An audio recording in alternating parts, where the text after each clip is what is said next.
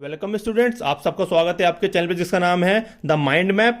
और मैं आपको बताना चाहता हूं, हमने डिमांड चैप्टर पूरा अच्छे से डिस्कस कर लिया है। उसके बारे में डिटेल वीडियो आपके चैनल पे प्लेलिस्ट वाइज अपलोडेड कर दी गई है। आप जाके टॉपिक वाइज अपना प्रिपरेशन कर सकते हैं और डिमांड चैप्टर को अच्छे से पढ़ सकते हैं। सिमिलरली हमने ईडी के लिए भी सारे डिस्कशन कर लिए हैं, जितने उसके अंदर टॉपिक्स, सब टॉपिक्स, न्यूमेरिकल्स, जितने भी उसके अंदर मेथड्स हैं, जितने भी उसके अंदर डायग्राम्स हैं, सबको अच्छे से डिस्कस करके हमने सारी वीडियोस बना के आपके प्लेलिस्ट में अपलोड कर दी है। और ये ईडी का लास्ट टॉपिक है, that is factor determining ED, right. इसको पढ़ने से पहले मैं आपसे रिक्वेस्ट करना चाहूंगा, अगर आपको लगता है कि इस चैनल के अंदर जितने भी वीडियोस हैं वो आपके किसी काम आ सकती है, आपके फ्रेंड्स के काम आ सकती है और आपकी एग्जामिनेशन पॉइंट ऑफ व्यू से उसमें आपको हेल्प मिल सकती है, तो लाइक और सब्सक्राइब करके हमारे चैनल को मोटिवेट करिए, ताकि हमारी टीम आप तक ऐसी वीडियोज लाती रहे जिससे आपकी प्रिपरेशन और अच्छे से हो जाए। आइए अब हम बात करते हैं टॉपिक के बारे में। टॉपिक कहता है फैक्टर डिटरमाइनिंग ईडी। बच्चों, जो मेरा पढ़ाने का तरीका यह है, कंसेप्ट को पढ़ाने से पहले जो उस कंसेप्ट की हेडिंग है उसकी आप गहराई में जाइए कि उसकी हेडिंग हमें क्या बोलती है। अगर आप उसकी हेडिंग समझ जाएंगे तो आपको यह समझ में आ जाएगा कि उसके अंदर क्या होने वाला है, राइट। देखो, अगर मैं सबसे पहले बात करूं ईडी की, मैं ऑलरेडी डिस्कस कर चुका हूं ईडी के बारे में। और जिन बच्चों ने वाली वीडियोस नहीं देखी है, मैं दोबारा बताने की कोशिश करता हूं। बेटा, ईडी का मतलब होता है क्वांटिटी डिमांड का रिस्पांस प्राइस को लेके। भाई, प्राइस को रिस्पांस लेके क्या होगा, या तो क्वांटिटी डिमांड चेंज होगी या चेंज नहीं होगी, उसको बोलते हैं ED. So ED refers to the responsiveness of quantity demanded towards change in the price of the commodity, उसको बोलते हैं ईडी, राइट। अब बात आती है डिटरमाइनिंग की। डिटरमाइनिंग का मतलब क्या होता है, अफेक्ट करना, फैक्टर अफेक्टिंग ईडी। ऐसे कौन से फैक्टर्स हैं जो ईडी को अफेक्ट करते हैं, या फिर ऐसे कौन से फैक्टर हैं जो ईडी को डिटरमाइन करते हैं या ड्राइव करते हैं। अब अफेक्ट करना, डिटरमाइन करने का मतलब क्या है। देखो, ईडी बेसिकली हमारी होती है तीन तरह की। अगर मैं बताऊं बेसिकली, एक होती है आपकी इनइलास्टिक, एक होती है आपकी यूनिटरी इलास्टिक, एक होती है आपकी इलास्टिक, राइट। बेसिकली तीन तरह की होती है। वैसे हमारे पास परफेक्टली इनइलास्टिक भी होता है, परफेक्ट इलास्टिक भी आता है, लेकिन अभी आप इसको तीन तरीके से समझिए। इसका मतलब यह है कि क्वांटिटी डिमांड का रिस्पांस कम है प्राइस में चेंज आने की वजह से, उसको बोलते हैं इनइलास्टिक। यूनिटरी का मतलब होता है कि क्वांटिटी डिमांड में कोई भी चेंज नहीं है प्राइस में चेंज आने की वजह से। तीसरा है आपका इलास्टिक, इसका मतलब जो क्वांटिटी डिमांड है उसमें चेंज ज्यादा आ रहा है प्राइस में चेंज आने की वजह से, राइट। तो फैक्टर्स डिटरमाइनिंग ईडी, ऐसे कौन से फैक्टर है जिससे ईडी आपकी अफेक्ट हो रही है, इंपैक्ट हो रही है। इंपैक्ट का मतलब या तो इनइलास्टिक होगी या इलास्टिक होगी।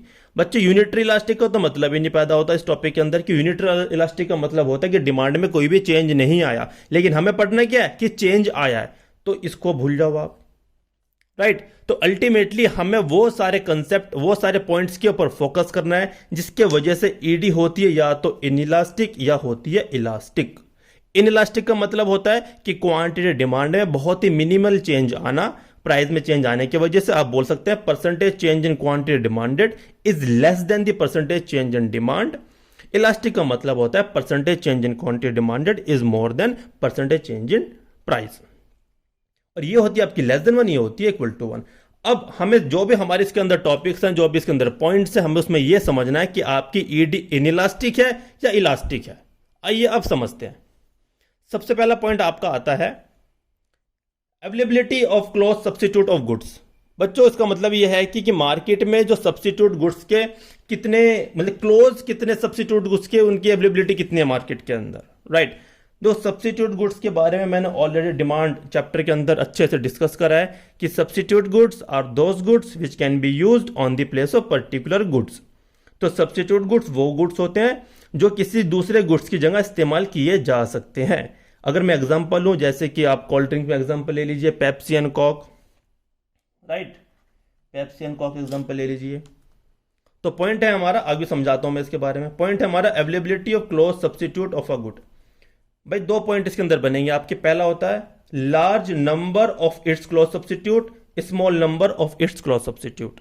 मार्केट में उस कमोडिटी के अगर मार्केट में लार्ज सब्स्टिट्यूट्स हैं तो आपकी डिमांड होगी बच्चों कैसी होगी, इलास्टिक होगी। कैसी होगी आपकी डिमांड, नहीं ईडी, ईडी क्या होगी आपकी, इलास्टिक होगी।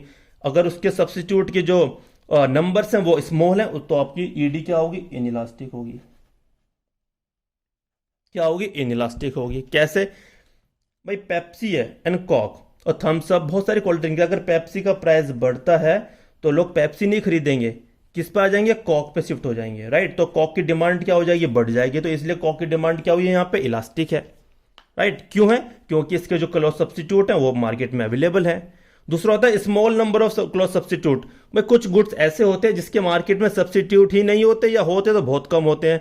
अगर मैं एग्जांपल लूँ सॉल्ट, बस सॉल्ट का कोई सब्स्टिट्यूट तो है नहीं ना, राइट। अगर उसका प्राइस कम हो या ज़्यादा हो तो डिमांड जो थी उतने की उतनी ही रहेगी, तो डिमांड क्या हुई आपकी, इनइलास्टिक, सॉर्टेड है। सेकंड पॉइंट आता है आपका proportion of income spent on a good. भाई इसके अंदर यह है कि जो कंज्यूमर है उसका जो इनकम का हिस्सा है वो कितना खर्च हो रहा है किसी गुड्स पे।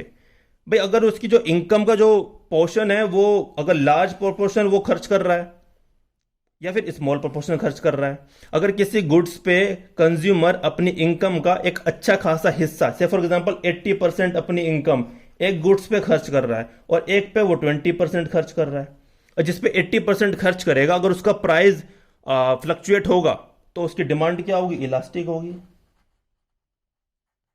राइट। अगर वो 20% खर्च कर रहा है या फिर उसकी इनकम का बहुत ही कम हिस्सा उस पर खर्च कर रहा है तो उसकी ईडी क्या होगी, इनइलास्टिक होगी। अल्टीमेट हमें यह पता करना है कि ईडी इलास्टिक कब होगी या इनइलास्टिक कब होगी, राइट। और ये डिपेंड करता है डिमांड के ऊपर कि उसकी डिमांड कैसी होगी, डिमांड ज्यादा होगी या नहीं होगी, सही है। थर्ड पॉइंट आता है आपका नेचर ऑफ द कॉमोडिटी। बच्चों अगर मैं नेचर ऑफ द कॉमोडिटी की बात करूं, देखो दो तरह की कॉमोडिटी होती है, बेसिकली दो तरह की होती है, और तरह की हो सकती है लेकिन हमें फोकस करना दो के ऊपर। एक होता है आपका नेसेसिटीज काइंड ऑफ कॉमोडिटी, एक होती है लग्जरी काइंड ऑफ कॉमोडिटी। तो नेसेसिटी के अंदर मैं मेडिसिन लगाना चाहूंगा, एग्जांपल बहुत अच्छा एग्जांपल है, आपको फीवर है तो फीवर में पैरासीटामोल खानी पड़ती है, डॉक्टर रिकमेंड करते हैं। अगर उसका प्राइस ज्यादा हो जाए तो भी आप खरीदोगे, राइट। अगर प्राइस कम हो जाए तो भी आप खरीदोगे, और जितनी आपकी रिक्वायरमेंट है आप उतनी ही खरीदोगे। ऐसा भी नहीं है कि फ्री मिले तो आप सुबह शाम उसको खाना शुरू कर दोगे, ऐसा भी नहीं है। तो इसकी डिमांड क्या होती है, हमेशा इनइलास्टिक होती है। क्या होती है बच्चों, इनइलास्टिक। कि प्राइस कम हो या प्राइस ज्यादा हो, डिमांड में कोई भी इतना इंपैक्ट नहीं पड़ता, प्राइस की वजह से इंपैक्ट नहीं पड़ता, राइट। और लग्जरी जो है इसकी डिमांड क्या होती है, इलास्टिक होती है बच्चों। क्यों होती है इसकी इलास्टिक डिमांड, क्योंकि भाई लोग लग्जरी आइटम्स हैं, लोग उसको अगर उसका प्राइस फ्लक्चुएट होता है तो उसकी डिमांड भी फ्लक्चुएट अच्छी खासी हो जाती है, ठीक है। तो ये था बेसिकली तीन टॉपिक, तीन पॉइंट मैंने आपको बताए हैं और मैंने आपको अच्छे समझाया, इलास्टिक इनइलास्टिक। ये सबसे बेस्ट तरीका मेरा पढ़ाने का। और बच्चों को लगता है कि फैक्टर डिटरमाइनिंग ऑफ ईडी काफी डिफिकल्ट है अगर मैं कंपेयर करूं फैक्टर डिटरमाइनिंग ऑफ डिमांड से। बच्चे बोलते हैं सर वो सिंपल है, ये टफ है, तो मुझे तो लगता नहीं इसमें कोई टफ वाली बात है। अगर आप ये वीडियो अच्छे से समझेंगे, अगर आपको समझ में नहीं आ रही, आप दोबारा इसको रिपीट मोड में देखेंगे, पॉज कर करके अपने नोट्स बनाएंगे, तो उम्मीद है कि आपको समझ में आ जाएगा। अगर फिर भी समझ में नहीं आता है तो आप हमें कमेंट करके बताइए, हम आपको दोबारा समझाने की कोशिश करेंगे।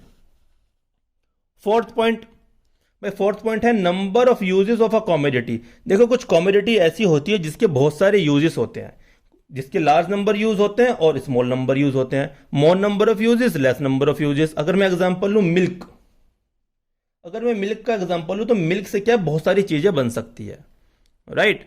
अगर मैं एग्जांपल यहां पे लेता हूं बटर का, एग्जांपल ले लेता हूं, देखो बटर क्या होता है, अल्टीमेटली एक एंड प्रोडक्ट है, रेडी टू यूज है। मिल्क से और कुछ चीज बन सकती है लेकिन बटर से और कुछ नहीं बन सकता। बटर एक खुद में क्या रेडी टू यूज प्रोडक्ट हो जाता है। अगर मैं बात करूं जिसके जो भी नंबर ऑफ यूजेस कम होते हैं उसकी डिमांड होती है आपकी इनइलास्टिक। क्या होती है, इनइलास्टिक। भाई से फॉर एग्जांपल बटर का प्राइस बढ़ गया, राइट, तो भाई जितना बटर खाते थे उतने बटर खाओगे। अगर प्राइस कम हो गया तो ऐसा नहीं है ना कि आप बटर ही खाना स्टार्ट कर दोगे, राइट। आप लिमिटेड ही कंज्यूम करो, क्योंकि बटर हमेशा लिमिटेड ही कंज्यूम किया जाता है, जितना चाहिए उतना ही चाहिए। अब मिल्क के बहुत सारे और इसके नंबर ऑफ यूजेस हैं, जैसे कि मिल्क से आपकी स्वीट्स बन सकती है, पनीर बन सकता है। अगर मिल्क का प्राइस बढ़ता है तो उनकी डिमांड में इंपैक्ट आ जाएगा, राइट। तो जो लोग पनीर डेली खाते हैं हो सकता है वो वीकली खाना स्टार्ट कर दें, तो इसकी डिमांड क्या होती है, इलास्टिक होती है। क्या होती है, इलास्टिक होती है। पांचवा है आपका लेवल ऑफ इनकम।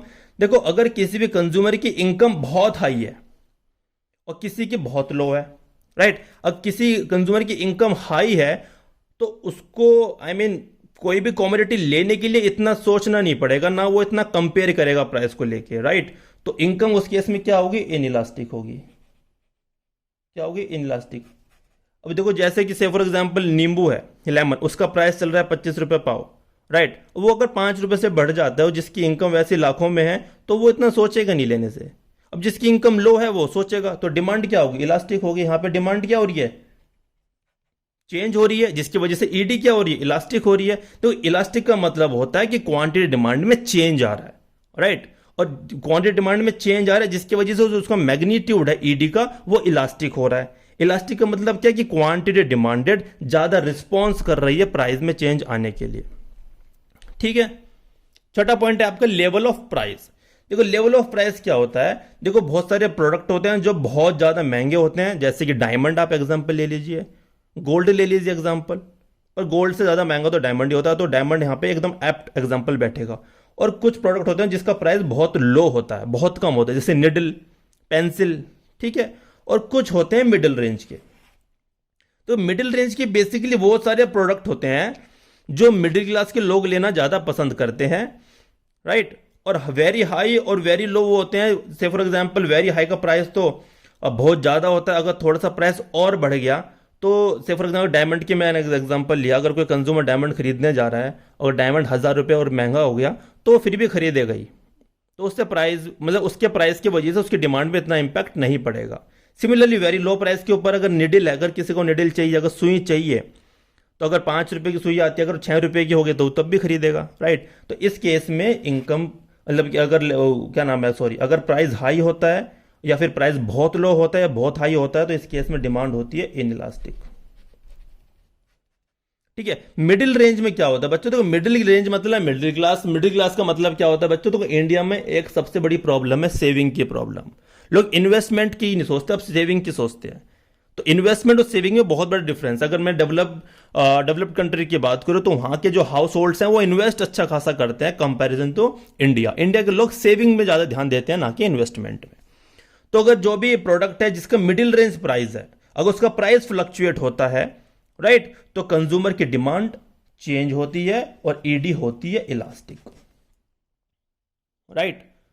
ये मैंने आपको देखो बहुत ही सिंपल वे में समझाया, बहुत सिंपल वे में, ना मैंने फालतू एग्जांपल्स लिए हैं, ना ही मैंने चीजों को इतना एक्सैजुरेट किया है। बहुत सिंपल वे में समझाया है कि पॉइंट्स, उनके पॉइंट्स के अंदर क्या क्या हो सकता है, ईडी इलास्टिक इनइलास्टिक होगी या इलास्टिक इनइलास्टिक होगी। 6 पॉइंट मैंने आपको समझाए हैं, एकदम बहुत ही जिस्ट में मैंने आपको ये टॉपिक कवर कर लिया। आई होप आपको ये वीडियो पसंद आई होगी और ये कंसेप्ट आपको क्लियर हो गया होगा। अगर आपको क्लियर नहीं हुआ है, एज आई सेड, आप इसको बार बार वीडियो को देखिए और अपने नोट्स अपने आप बनाइए, क्योंकि नोट्स जो खुद बनाते हैं उसकी बात ही अलग होती है जब आप उसको पढ़ेंगे एग्जामिनेशन टाइम पे, राइट। अगर आपको कोई आपके सजेशंस हैं, आपके फीडबैक हैं, आप हमें कमेंट करके बताइए, हम उसके अकॉर्डिंग अपने चैनल पे चीज़ें मॉडिफाई करेंगे, ताकि हम आपको एक better education in a simple form में प्रेजेंट कर सके। Okay, thank you students.